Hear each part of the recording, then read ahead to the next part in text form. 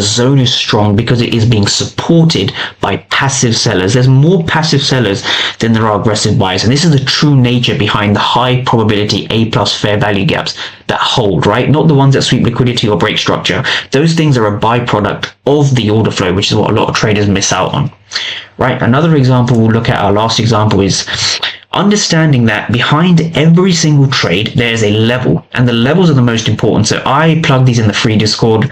The link for that will be in the bio. So I plug these in the free Discord. We have ES pre-market game plans over here, again pre-market game plans.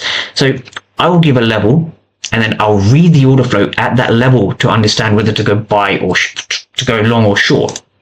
We have the same thing over here, right? So price is at a supply area. Your job is to patiently wait for sales. And what does it mean for patiently waiting? You have to wait for price to patiently get to the level. If we're at a supply level, you want to see aggressive buyers fail to drive price lower, and you take advantage as the level holds after aggressive buyers have been absorbed. Again, we'll be going over this in future videos, but this is the first kind of video in the order flow series.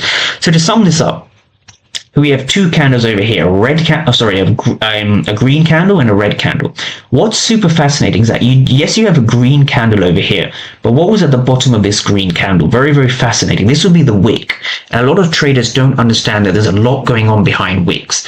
When you have a green candle and you have another candle that pushes higher, what's happening over here inside the wick? Well, inside the wick, you have a lot of aggressive sellers, and that's exactly what we had over here. We had a green candle, green body, but inside that we had aggressive sellers, and you can see that via the delta and therefore via the order flow.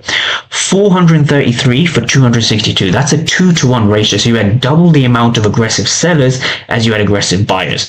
So the truth is you'd have a demand zone over here. This would be a demand area, and you know that the demand area is supported by buyers because there's aggressive sellers that are failing to drive price higher. This is the absorption principle.